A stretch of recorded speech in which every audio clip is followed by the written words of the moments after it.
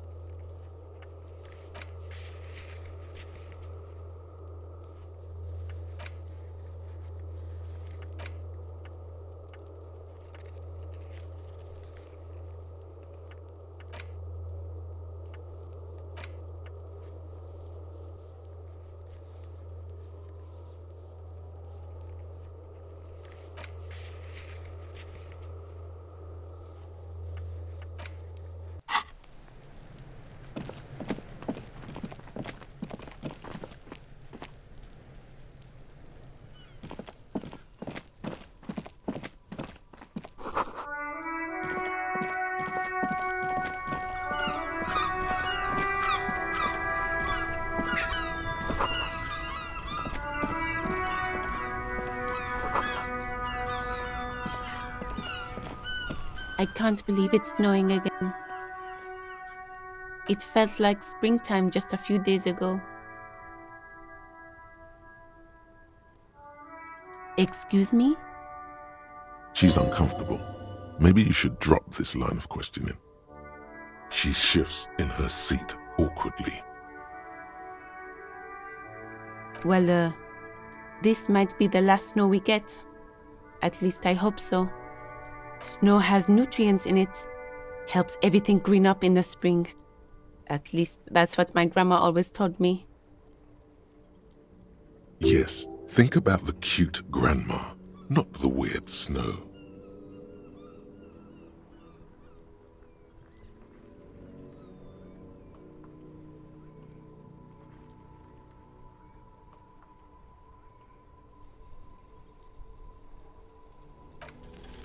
Stop looking at her. Look around. What do you see?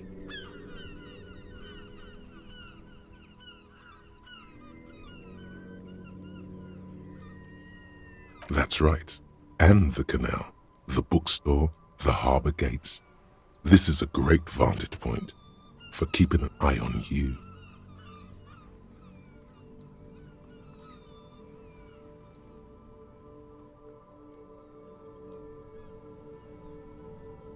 No, of course not. I don't understand what this is about. The kid did this, right? The red-haired rat? Can't say a sentence without or kipped. He's always giving me trouble. Maybe you shouldn't be. I mean, you do your job, but that kid is beyond help. And he certainly won't help you. You've been resting here for quite a while, haven't you? Yes, I'm tired. I understand. The RCM isn't welcome here, and the locals want to keep an eye on us. There's silence, the smallest of smiles. That's okay, miss. Do what you have to do. I think we're done here. Let's go.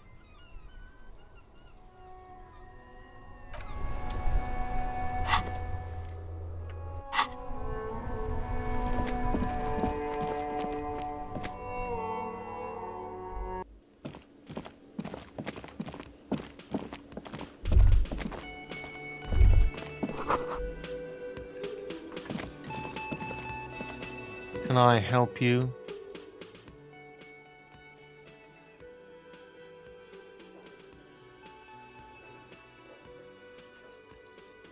Mine? No, it belongs to the Whirling in Rags. Thank you for clearing that up. Why do you keep the container locked? Why? To keep the hobos and drunks out. That's why. And the neighbors too. They put their trash there and they don't pay for the garbage company. I thought as much. And are you the only party with access to the trash container? Well, yes. Us and the garbage disposal company. It seems a little callous, doesn't it? Something stirs in you.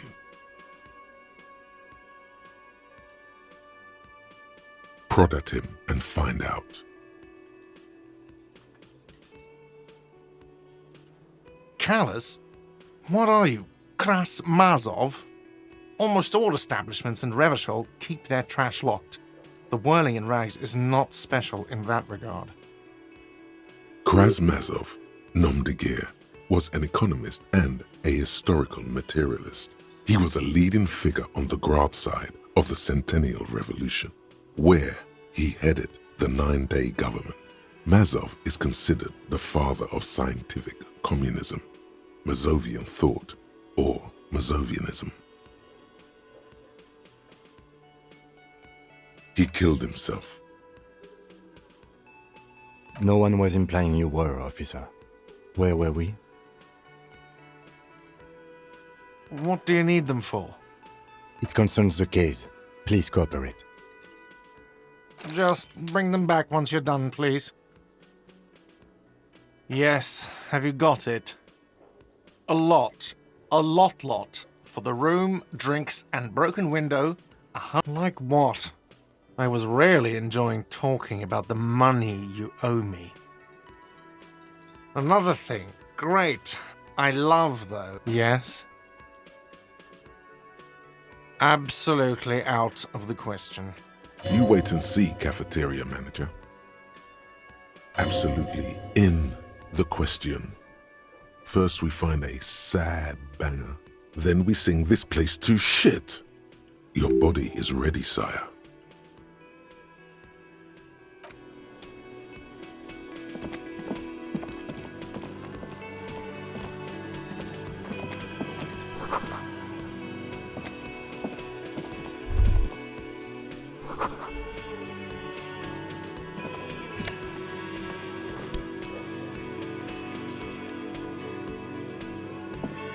A thin man is smoking below an exhaust hood, occasionally sipping from his mug.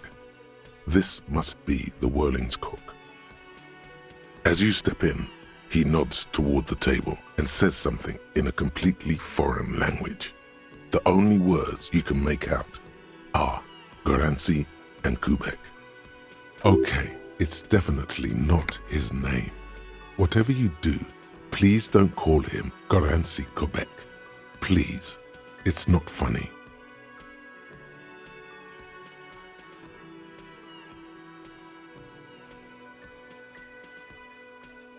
The man puts his cup down and replies something, his left hand drawing arcs in the air. He smiles and bangs his ladle against each of his pots in turn. It's almost like music, especially with the sounds of assorted dishes boiling and simmering on the stove.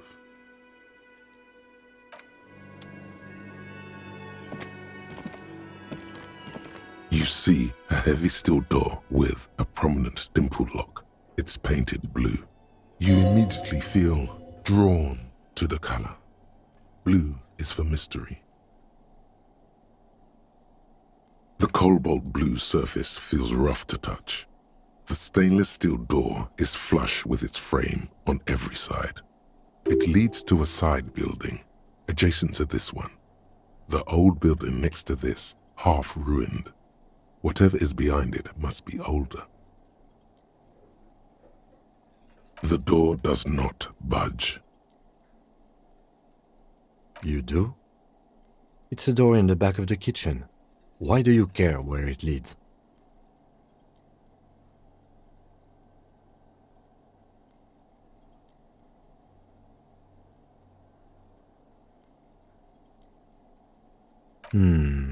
Yes. I suppose it's worth seeing if we can get in. Just to be thorough. As a side investigation. It's hardly a side investigation. You already have a name for it.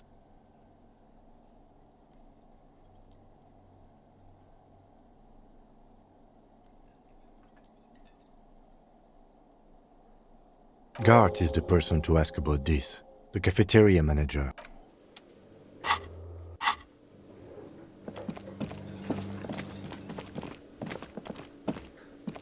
Can I help you? Another thing. Great. Oh, yes, that door, sure. There's nothing mysterious about it. It's just a door. No, I don't have a key. I don't know how to get there. And I don't care either. It's not like I've been wondering about it for 10 years. It's just a frit warehouse, probably. Or some boring storage space with a bunch of old junk and dust. Junk and dust. He's attempting to maintain an air of indifference. It's absolutely not convincing.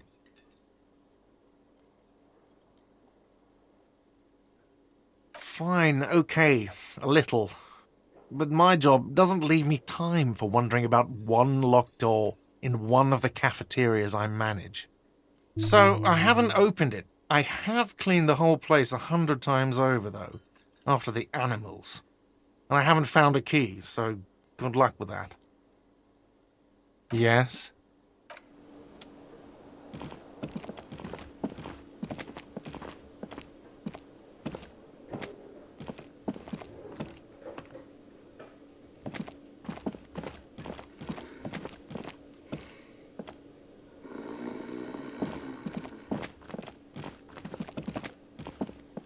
Hello again, sweetie.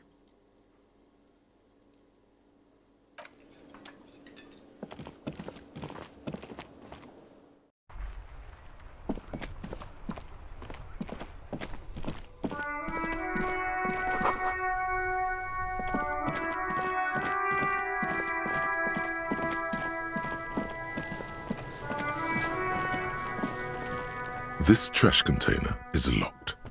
With a well-oiled crack, the lock pops open. It should now be possible to simply raise the lid. Don't. Maybe you shouldn't.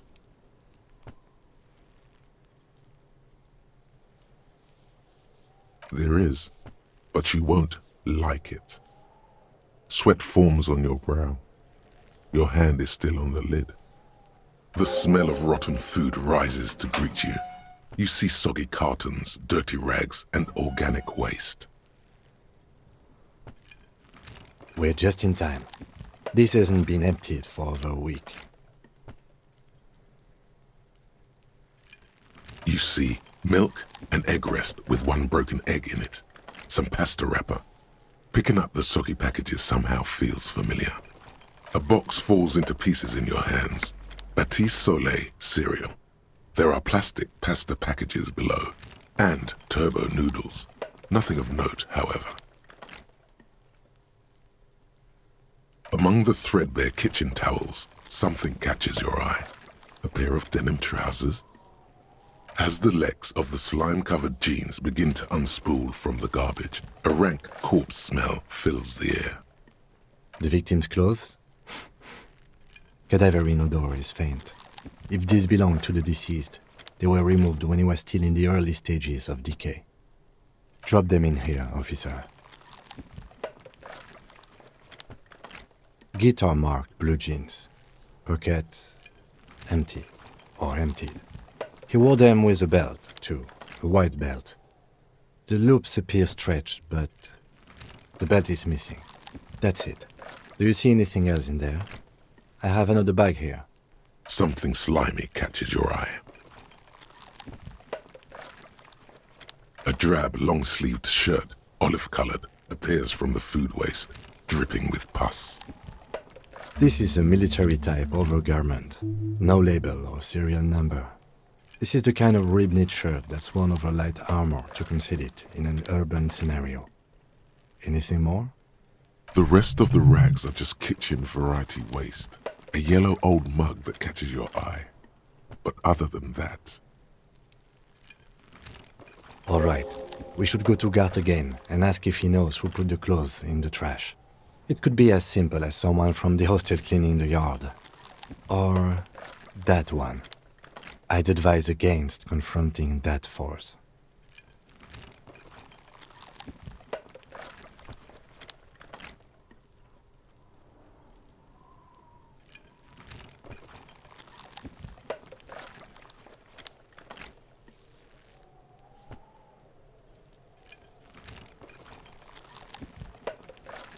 Not really. All we know is the victim's clothes are in the trash, the lid was locked, and his establishment had the key. It's just a small loose thread. The fuck's he on about? Kids? You hear that, Kuno? He thinks you're an infant or something. See? The lieutenant nods, then looks back into the trash container. It's just organic waste, cold and slimy on your hands. Apple and potato peels, mostly. Unidentified sludge, and the occasional chicken bone thrown in for good measure. But hey, nothing. It's nothing. Nothing more to see here. What's this? A blue piece of plastic sticks out from the apple peels. It's shiny. Looks like the corner of something. Something larger. A clipboard. A blue plastic clipboard with moist papers hanging from it. They look badly damaged, but you can still make out forms and notes, written in a man's handwriting. Officer, is that your paperwork? It is. Look, the plastic has the RCM street grid on it. You've even got an autopsy form in there. If you don't mind my asking, how could you have let your paperwork end up in the trash?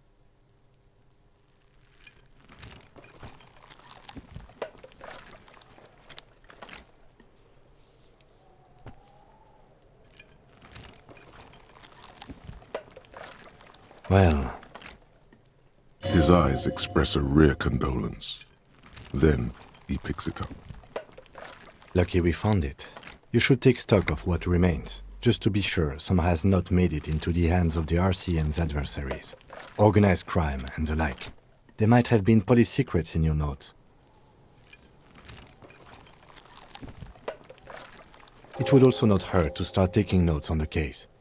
Now, tell me what your eagle eyes see. Or are we finished? Some items, such as the ledger you found, are interactable. Go to your inventory and select the Interact tab to read your paperwork. You pick out a broken mug with an oddly racist depiction of the yellow man frolicking in saffron. Only in its social sensibility.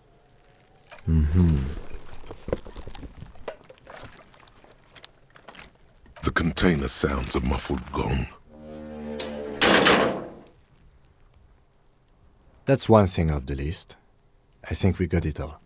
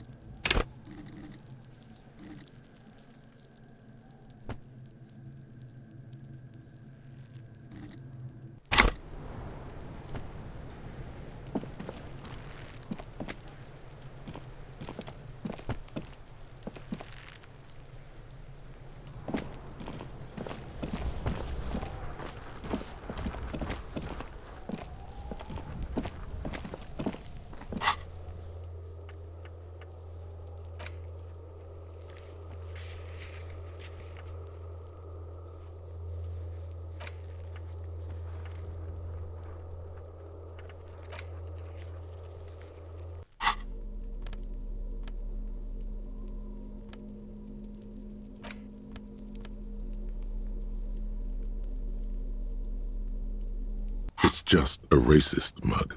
What's there to read here? Not much. Oh boy, here we go. What are you going to say about a broken, tossed-away mug that you dug out of the garbage?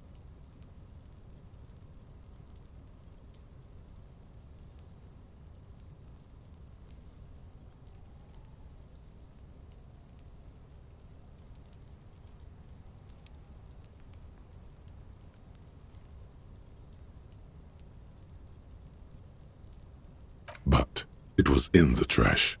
Why not just call it out when you see it? Or do some volunteering work? Just finish your case, detective.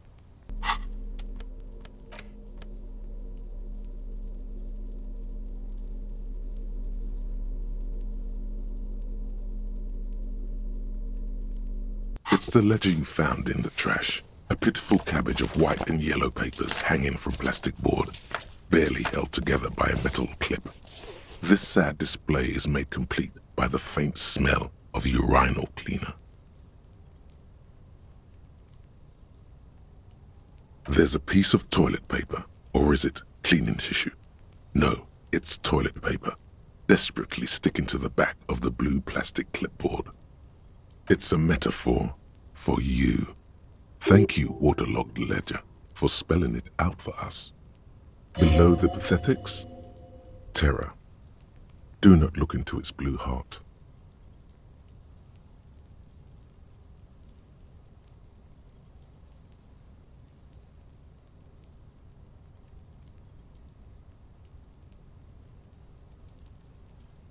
It's just toilet paper sticking to the back of the plastic clipboard. You can take it off if you want. If you want it to be kitchen tissue, it can be kitchen tissue. It's not though. It's toilet paper. Still wet, the toilet paper, kitchen tissue, peels off the plastic easily. All you have to do is shake it off your finger and voila, the ledger now looks marginally better. An aluminium block runs the width of the board, biting down on the paperwork. Its crocodile teeth are the only thing keeping the papers together. A regular pencil, the tip worn down to nothing, has been attached to the clip. The surface is interrupted by a silvery sticker. It's rectangular, sparkling with iridescence. You don't know how you didn't notice it before. What? That thing. It's a halogen watermark. We use it for adding information to RCM property.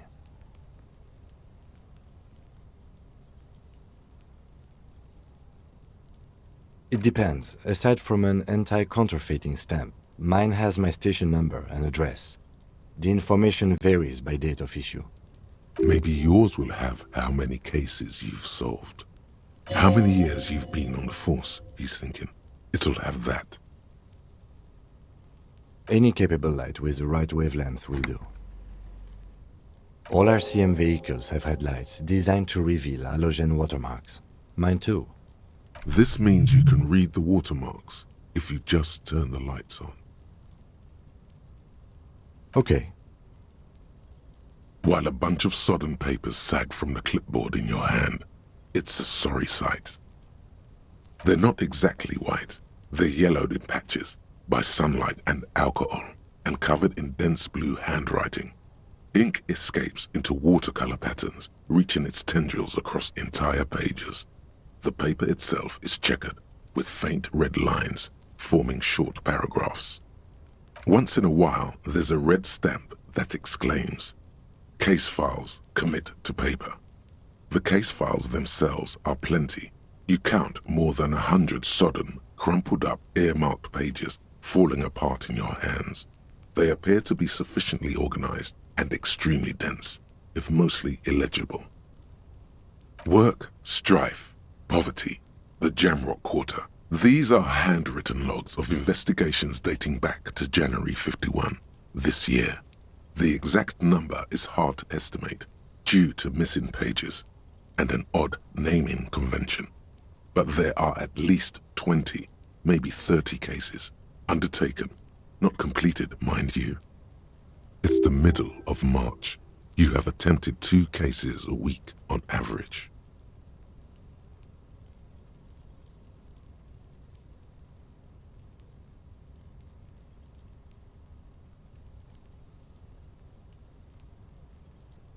Huh? 2 complex cases to undertake is a lot, yes. You really have to push yourself. I would not suggest it, lest you start making mistakes. 2? That's a lot.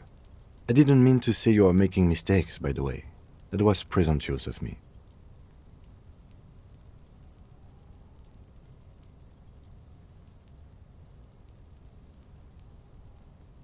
That's okay. We all do, sooner or later.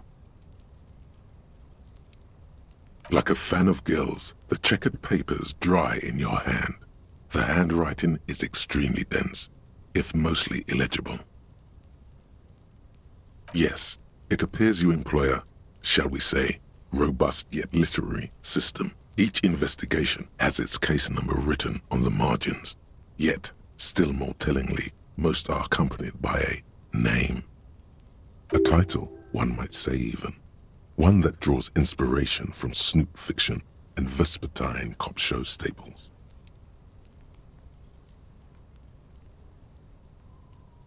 Yes, all caps. One is called The Next World Mural. Another, The Square Bullet Hole Murders. Another yet, The Unsolvable Case. Others appear more light-hearted. The guys on a couch in an unexpected location, and the murder at the hookah parlor, even the rare article-free collapsing tenement. Murder features prominently throughout. It's going to take an effort to piece these case files together, but it can be done. Once you're done inspecting them up close.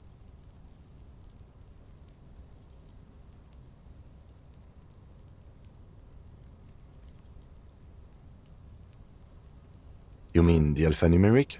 Officer, precinct, time of arrival at the scene? Oh, you mean the titular? Yes, well, so do I. In our defense, almost everyone in the RCM does.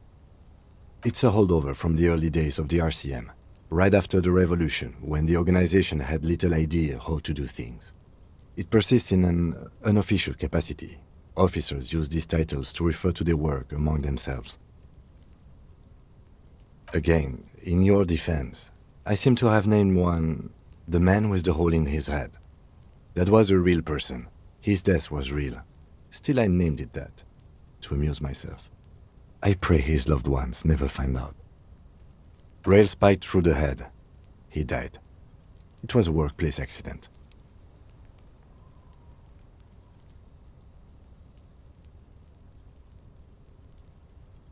There is, for precisely one more. 15 pages near the end remain untouched by the damage. The checkered grid forms a structure of passages, breaking the case into subtasks to accomplish. Once all the tasks are accomplished, the case is complete.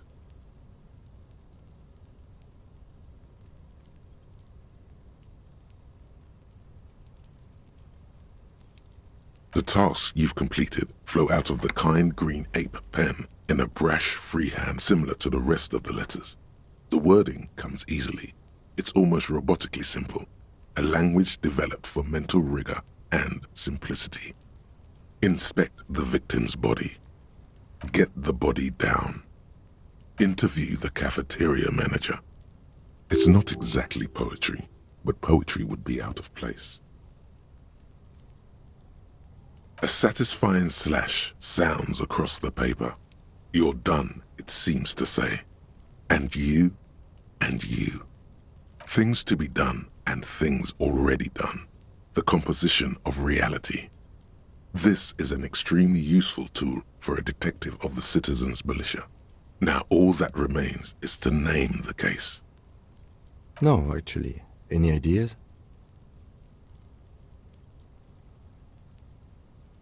Great. That's great. That's actually what I was thinking too.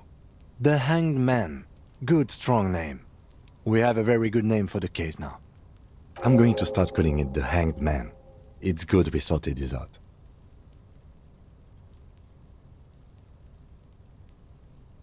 You don't exactly close them, so much as distance yourself from the smelly papers.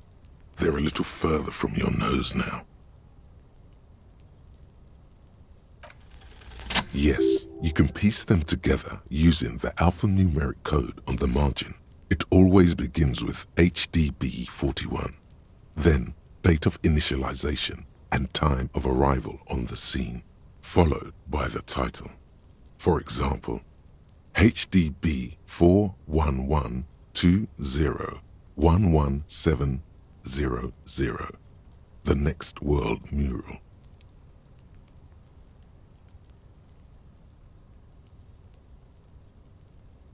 Why, yes, your precinct number is 41.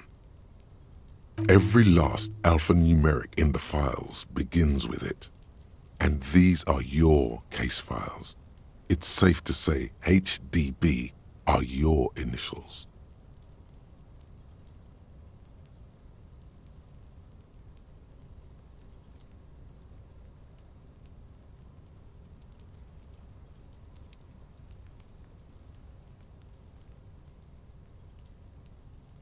That is improbable.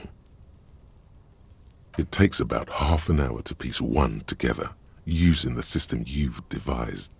Where do you want to start? This one is relatively easy to reconstruct. Overnight on 1202, a graffito, nay, a mural, appears on an 8-story tenement overlooking central Jamrock. The building is a sparsely inhabited ghost tower, part of a failed real estate development called Grand Couronne. Cause of failure: rent too high. The mural is enormous. 2 silhouettes, a man and a woman, are kissing. The text cut into their form reads, "True love is possible only in the next world. For new people, it is too late for us. Wreak havoc on the middle class." People call it that thing and that fucking thing. It's visible for miles. In 2 days, the station's complaints desk gets clogged with requests to remove the bummer. You and your partner are assigned to the case. The graffito crew is easy to track down. Only the bell lectures have the literage of industrial paint to cover the surface. One of the graffito artists is rumored to be rich. They take responsibility for the execution, but not the design. The ideologue of the Next World mural, as the crew calls it, remains an unknown. The case files do not show you finding the author of the design. The crew agrees to clean up after themselves. However, your partner, JV, is against the removal, citing public support for conservation. This leads to a debate in Precinct 41, which then spreads to the streets of Jamrock, ending in a rare plebiscite organized by you and the rest of Row 3. The 9,000 people subjected to the mural's message, all of Lakeside, Central Jamrock, and Villalobos, plus half of the eminent domain, participate in the vote. Although the case begins with what appears to be a lot of rambling on the streets as to how juvenile and stupid the mural is, given a choice between 2 options.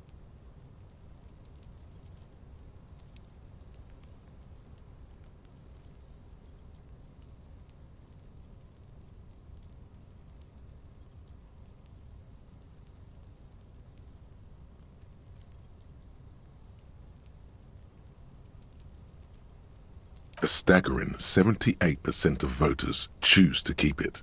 Turns out the opposition were a loud minority. And that love truly is possible in the next world for new people. And it is too late for us.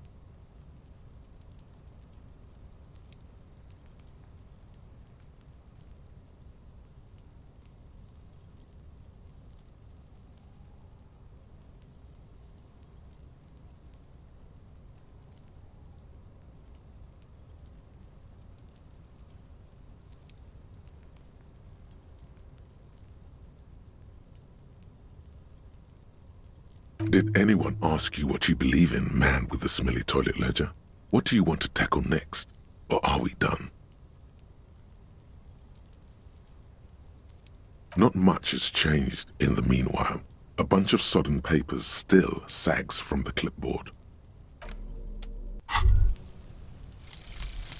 Lonesome, long way home. Here we go. Home awaits. Walk past Station 41 and through the market, past the Boogie Street spearhead to the other side of the lake, the frozen eye at the center of the district.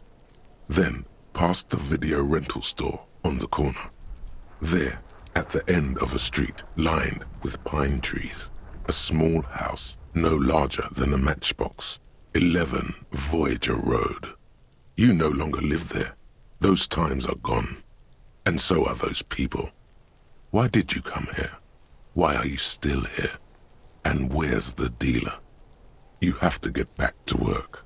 That's all you have now.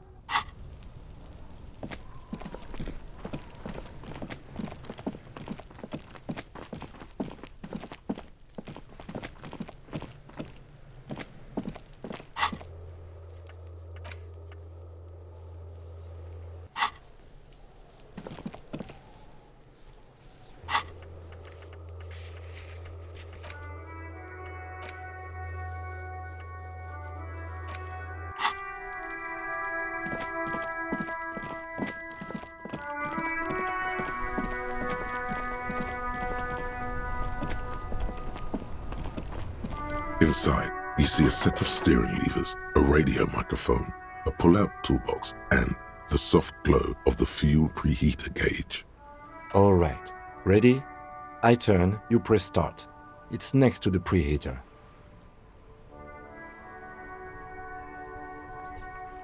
He's downplaying his excitement. The lieutenant is more than happy to show off his precious carriage.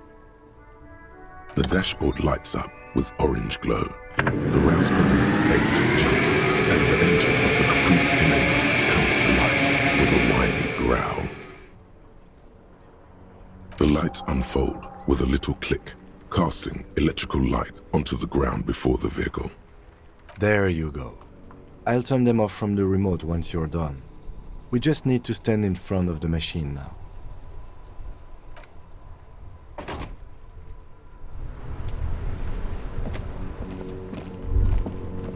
As you hold your ledger's clip under the headlamp, an iridescent hologram appears. A street grid and the veins of a great river. A familiar sensation washes over you. There she is. Revèche l'Ouest. Around the borders of the watermark are dozens, no, hundreds of micro-perforations. The rectangular watermark is overlaid with the logo of the RCM, and yet the major arteries of Revachol are all recognizable. They shimmer in the Kanema's headlights.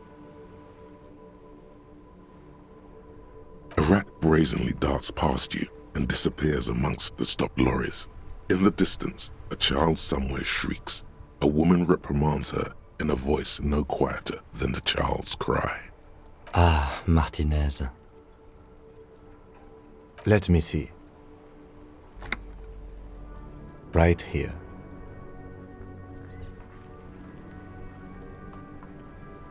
No, it does not. There are many of them, and they are divided into 3 separate rows. The first row has 18 dots. The next is the longest. It runs all the way around the border, and then some. You count 216 perforations. Considering that nice, large number, a wave of pride washes over you. Though you can't say why, precisely. The last row has 3 perforations. That's it. Those are perforations. They represent your record as an officer of the RCM. They are your statistics, as it were. I should have guessed you'd keep a record. Officers often do. Let's take a look. Alpha male officers who are proud of their numbers often do. It's meant. The first row represents your years of service. 18 years. Okay, not bad at all. What did you do before you volunteered?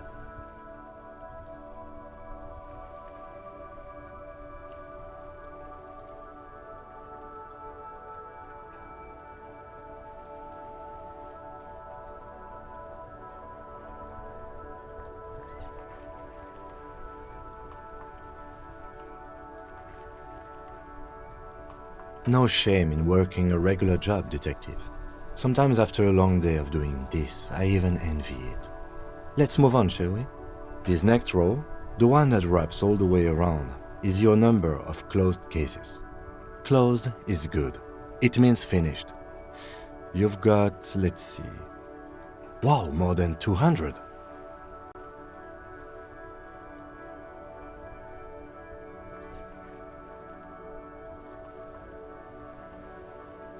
It's quite a lot, even for someone who's been on the force for nearly 2 decades. Usually, clearing more than 10 cases a year puts you in the 90th percentile of all RCM officers.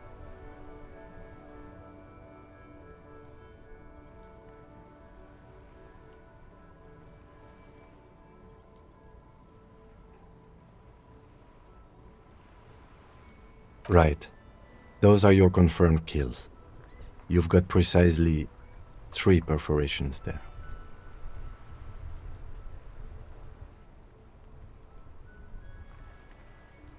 For an RCM officer, especially Precinct 41, which is in the Jamrock Quarter, it's rather tame. I mean that in a good way.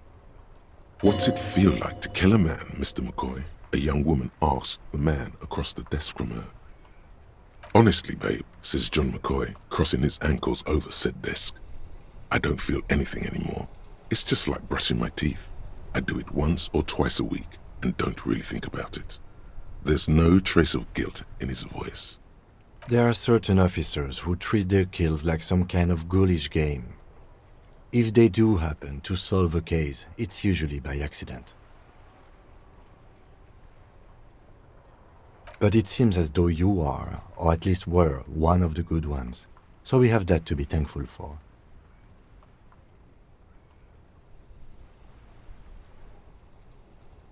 Yes. It's not a problem for him to state it, however. Everyone has their own method of coping, some more effective or self-destructive than others. Personally, I find it helps to keep up a few hobbies. Oh, this and that. Let's not get into it now. Why not gardening? You've already got the gloves. It's meant in earnest. Please don't mistake it for a jab. The lieutenant nods. Right. I'll go turn off the lights. You can now see your statistics on your journal page, to the right of the task description.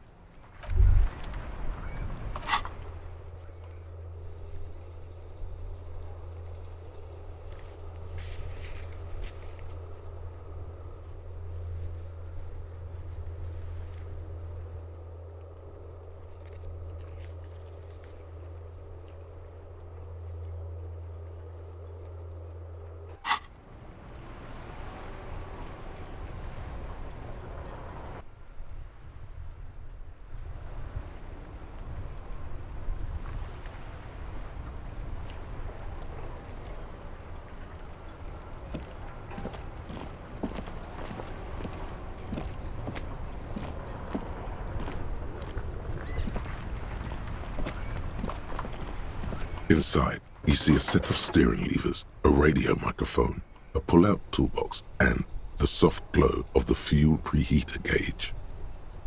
As you tap on the gauge, the indicator pin jerks as if startled. It's in the large orange set. Now, that's enough fun with the foldable headlights. I know they are mesmerizing. They're also fragile. I'm not going to turn it on for you again. This is Precinct 57. How may I assist you?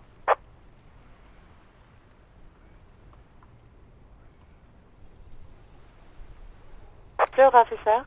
What's the number? And the make of the armor, if you know it. Got it. I'll contact the ICP database immediately. Call back tomorrow. Hopefully they'll have dug up something useful by then. The International Collaboration Police, ICP, is an inter-Isolari law enforcement service, the crown jewel in the moral intern diadem, alongside EPIS and the coalition government. Just a moment, officer. 10-4, come in, officer. Over.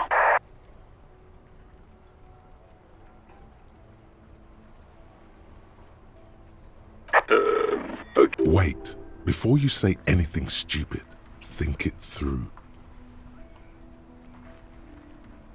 Be smart about this. Ask if he's there alone. 10-4, sir, I'm not hearing your question. Understood, sir. Roger that, 10-10, over and out.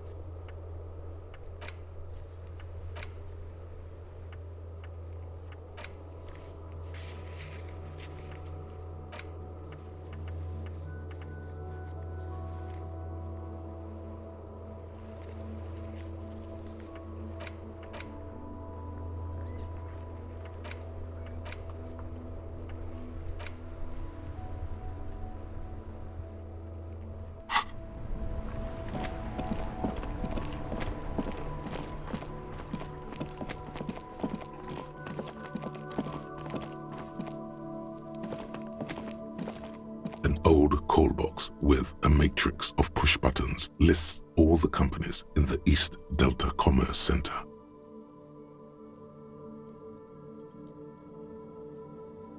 An off-key melody starts playing after you ring the doorbell. Then a woman picks up the receiver. Kuno, please stop calling here. Grown-ups don't have time for your stupid games. She thinks you're the gremlin child. What would he say to this?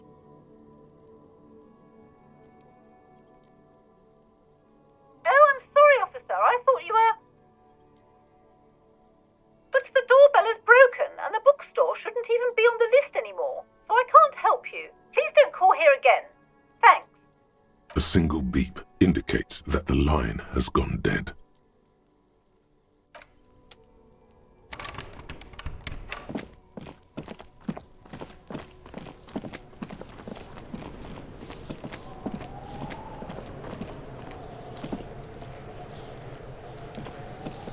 Fuck does Kuno care?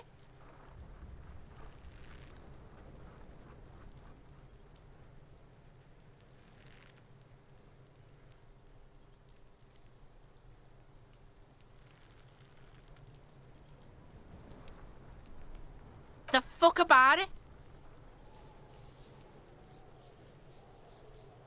You're testing... Get lost,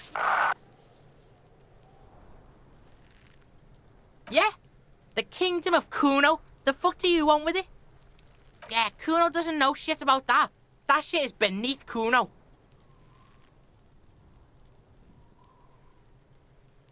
Listen! Kuno doesn't care about this small-time shit. Just listen. Kuno saw what you did there, dumpster diving. Sad shit. Kuno could hook you up with some sweet rags. Shit like Kuno's wearing. Your size, good price. 500 real.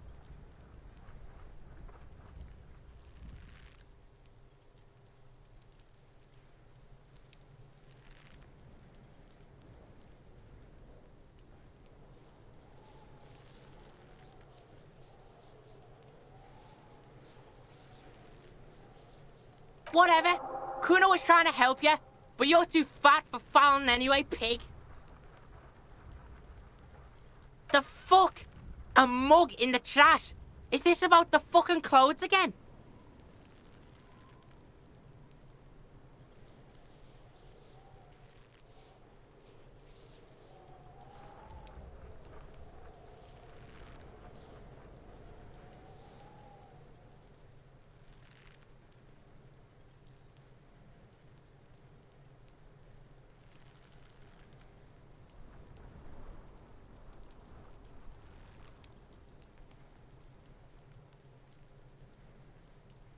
Yeah, Kuno sees where this is going. Kuno's got that fast brain. You saying you pigs are after the mug fucker? 'Cause he's the clothes fucker? I can't hear you, Kuno. Speak louder, Kuno. Shit, that's tense. Someone's going to the beat-down basement, huh? Mug guy gonna get tied to the radiator. Kuno doesn't know who put that shit in there. And if he did, he wouldn't squeal. But if you find out, maybe you can... Tell the Kuno who it was. He's curious. He likes putting 2 and 2 together here. Stop turning into a pig, Kuno. They're trying to get you hooked on the snitching. Get away from my Kuno. Yeah, get your bacon shit away. Kuno doesn't like to be seen with the popo. Get your shit done and out of Kuno's face. Yeah, whatever. Kuno doesn't give a shit. Pig, do you have any idea how fucking stupid that sounds? Kuno's cruising his bitch on the town, and the bitch comes back griefing to the Kuno. What is up with that? Get the fuck out of here, fat ass. Those pants are too small for you. Kuno doesn't fucking care.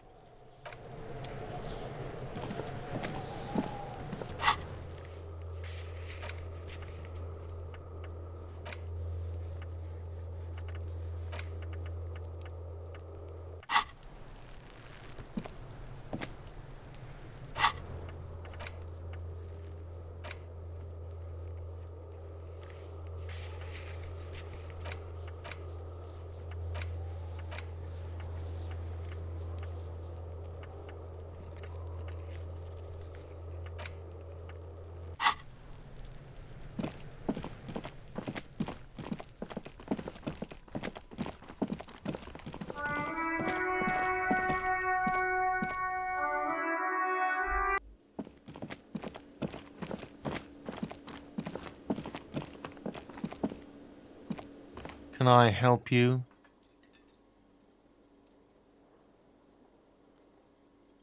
Thanks. I hope you found what you were looking for. How strange. I certainly didn't put them there.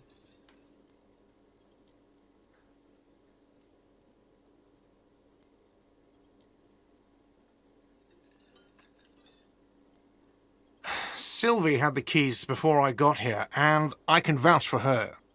I can vouch for all my stuff. None of us would tamper with the crime scene.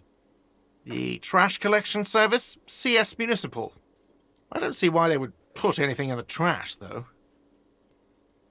Ah, the elusive CS Municipal.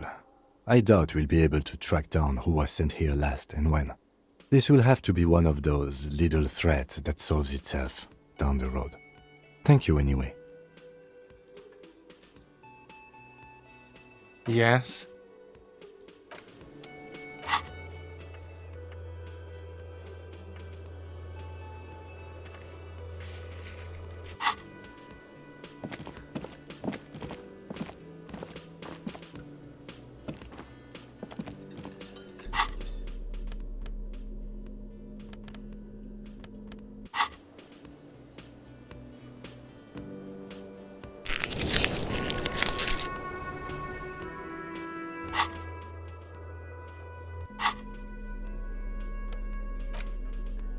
It's the ledger you found in the trash.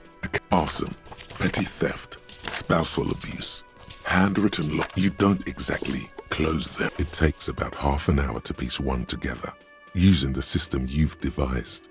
Which one do you want?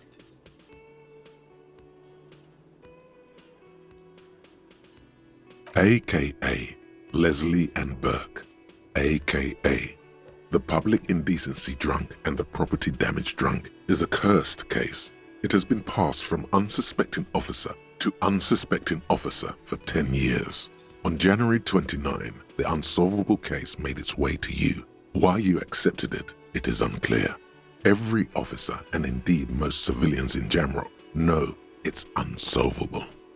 Leslie will always take his pants off when he's drunk. Burke will always trash everything. It's just what they do. It is their nature.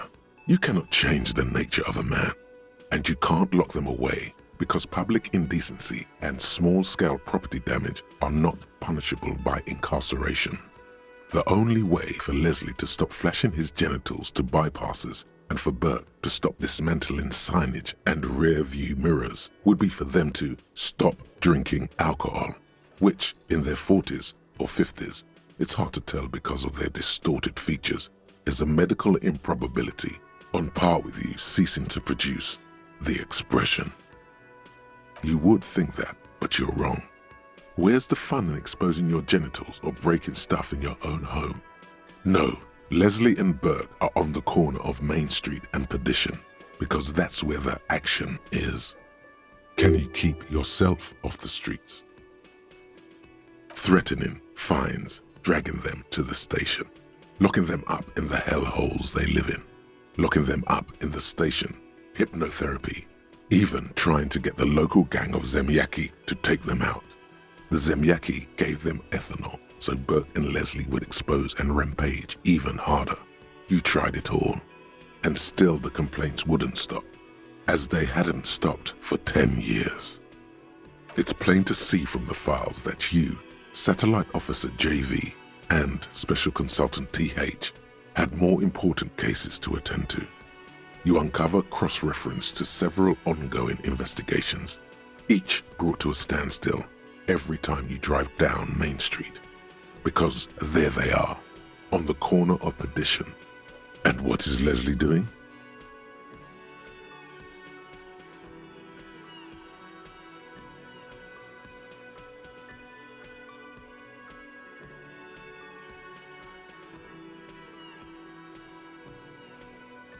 Good, you're learning. If the files are to be trusted, that's all there is to it. That and Burke breaking things, and the fact that they're both drunk. But then again, so are you. The case becomes considerably less comic one day when Burke takes a swing at your ledger. He must have it confused with the property he likes to damage, but the joke's on him. You're drunk out of your mind on potent Pilsner.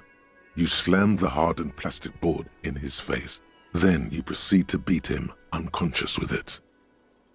In the process, the ledger sustains damage. The compartment within, reserved for permeable documents, is jammed shut. You stop your assault on the now unconscious Burke to open it, but are unable to do so.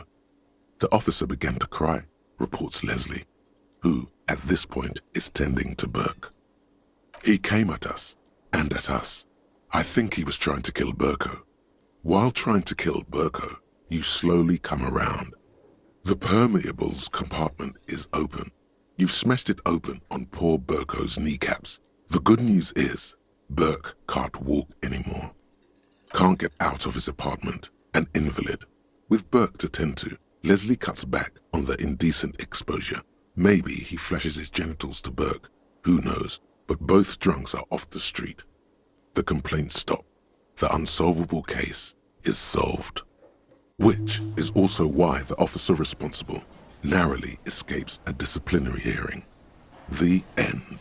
Do you want to read another one? Not much has changed in the...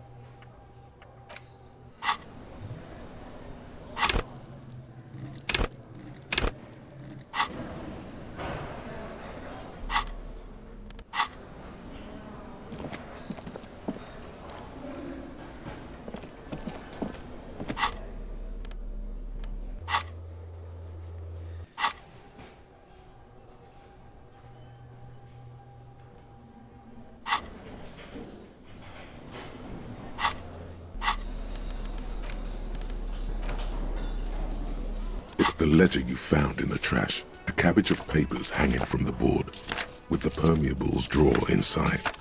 It's barely held together by a clip, then made complete. In the back, you see thin, translucent copier paper, some neon yellow, some bright red, all covered in boxes, like marching armies. These look like official forms, waiting to be filled out. Then rip them from the binder and hand them out, according to type of form. 3. The topmost are misconduct fines, the middle ones are station calls, and the bottommost are field autopsy forms. Each is easy enough to make sense of. You don't have to be an intellectual giant to do police work. A dozen pages of thin copy paper, bright red in color. You see the parameters of a deceased human form waiting to be filled in. Age, sex, condition of internal organs. A monetary penalization ranging from 20 to 250 real. Severe cases allow for 1,000 real, but that requires special paperwork. The details of issuing these fines are spread out over the rest of the fields, but they appear pleasantly vague. These are quite sinister in tone. They give a date and time for the person to appear at the specified precinct police station. Below the call are the criminal charges you risk by not appearing. Yes, all that remains now is to fill those forms and hand them to people. Fines for wrongdoers, interview requests for bad guys, and field autopsies to dead guys. The rest of the stinking cellulose is much worse for wear. Being sandwiched between the board and the rest of the paperwork must have spared the fragile copier paper. It's made of dark blue plastic, hard enough to beat someone to submission with. The edges are rounded, however. The U4 size board feels thick and heavy in your hand. Light shimmers on its wet surface. On the back you see the embossed letters, RCM.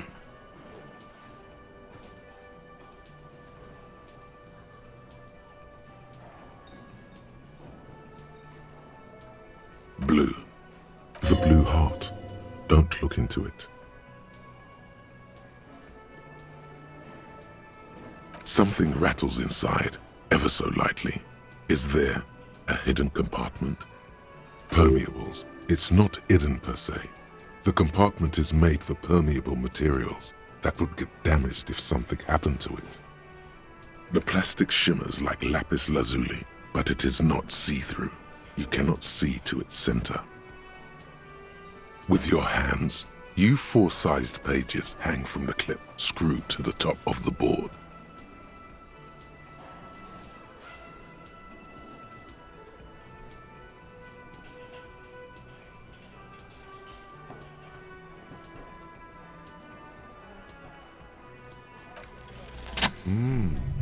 The two sides of the board appear slightly misaligned, like a drawer that's come off its slides.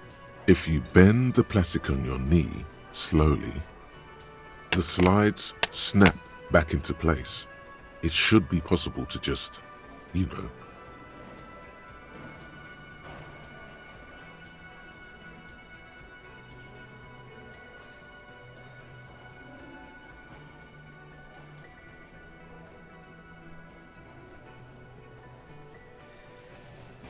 Without resistance or sound, the two panels move against each other.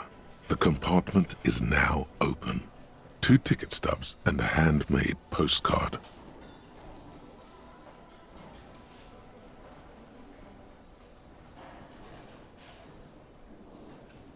Two octopuses are smiling, reaching their tentacles toward each other in the colored pencil drawings. The tickets permit access to the zoo in Revachol East. The aquarium costs extra. These let you go there too.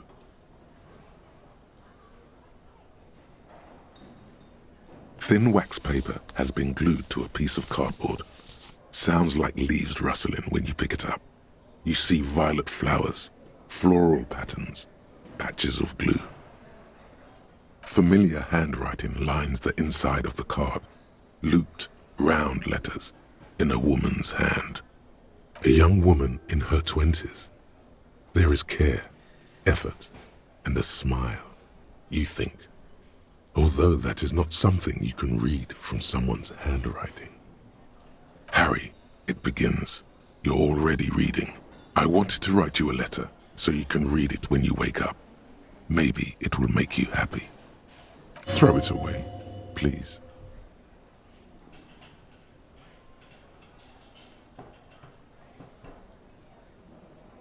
Outside, you hear the wind howl. A sudden gale blows in from Martinez, flapping street signs and window blinds. Come outside.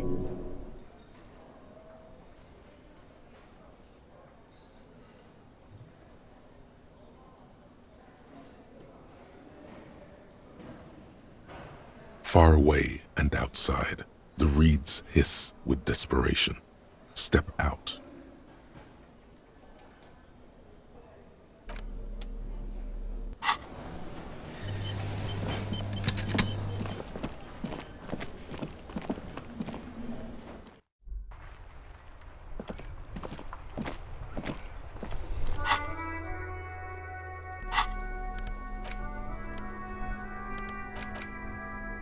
It's the ledger you found in the trash. A cabbage of papers hang without resistance or sound.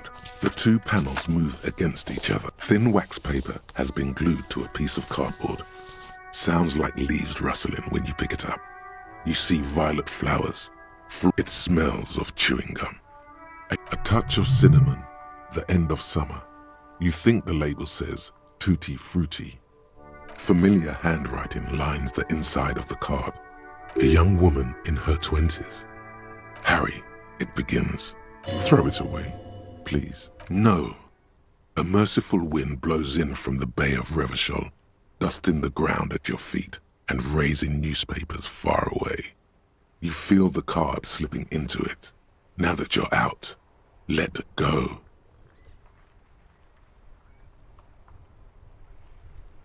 Frisson covers your entire body.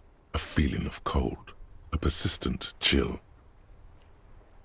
Your hands shake, holding on to it. Every morning when I step out and you're asleep behind me, it says, I find a little piece of sadness in me. I carry it in my chest down Voyager Road. Every step I take, it grows. By the time I reach the fuel station, it has filled me entirely. I step onto the light rail and look back. Sparks fall from the bow collector. I know it will be like this until late afternoon when I get off the 42 and walk back to you. You. Every step I take will get lighter. It almost makes me run. Sometimes I do. I can't believe I met you. I can't believe the happiness I feel with you. You have a vast, vast soul, and I will always come back to it. Kisses, kisses, kisses. You feel the air sucked out of your lungs and the blood sucked out of your head. Everything around you gets dark. Small white dots appear. Sparks fall like snow from the bow collector. A streetcar distancing. You feel the ledger slip from your hand.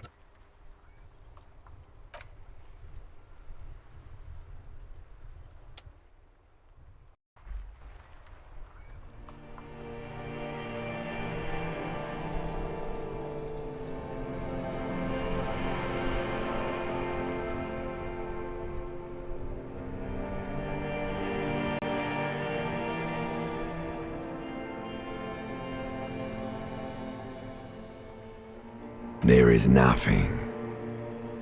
Again.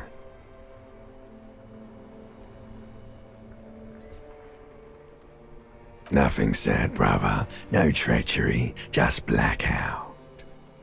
Well, almost nothing. There is the ground below you, that's still there. And the small light that's on, fluttering, somewhere in the basal ganglia. That's me. Blue eyes, that's me. Who was what? He speaks of the sickening longing, the unwell emotion, Even in the darkness, he's grasping for it. Still trying to hold on to the great sorrows slipping in the water. Slimy. Here in the paleo-mammalian cortex, we call it the shadow. Because it's always there.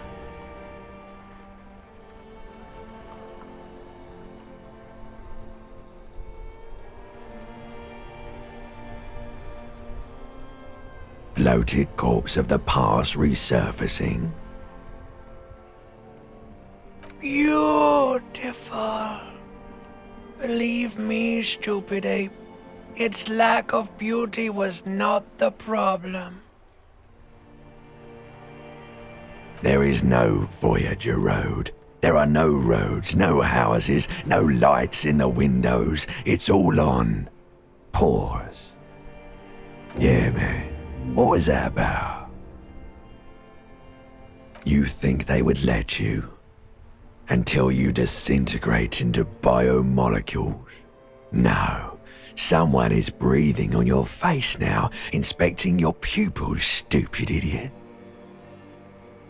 Yes, they're pouring something on you. It's in you. And It's delicious. Glowing lights on a dashboard emerge out of nothingness. In the upholstered cabin of Lieutenant Kitsuragi's motor carriage, seated in the driver's basket, the air is thick with leatherworks and heavy fuel oil. Cold water runs down your chin. Drink. Water. The water is cold, silvery, the stuff of life itself. As it pours down your parched throat, the pounding in your head recedes. The darkness parts. Drink. You haven't drunk water in 2 days. Did you know the human body is not made to survive on alcohol alone? You need a secondary form of hydration. With greedy gulps, you down half a liter of cold water. Some of it spills on the driver's seat. The lieutenant pays no heed to it. What happened?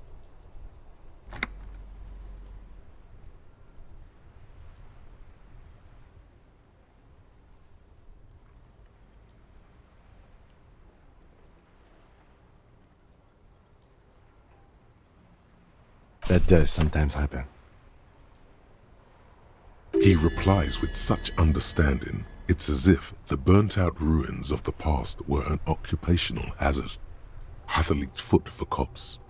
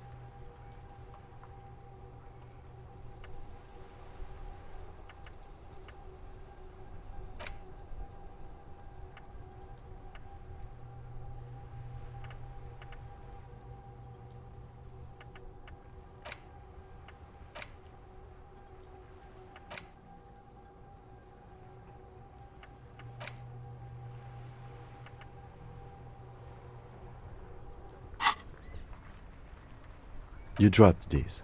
Are you okay to proceed? Good.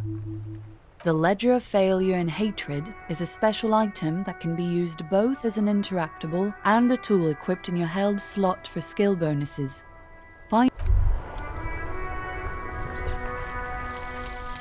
Rigorous self-critique. Here it is. Hard facts from the man you are. You once jerked off in the locker room and were caught. You held a young woman by the arm and kept her in your apartment for 20 minutes against her will. That's right. These are not flights of fancy. These are real deeds, Harry, emerging from the darkness of your past. You tried shooting a fleeing suspect in the foot, but hit him in the pelvis, crippling him for life. And, above all, you let life defeat you. All the gifts your parents gave you, all the love and patience of your friends, you drowned in a neurotoxin. You let misery win, and it will keep on winning till you die or overcome it.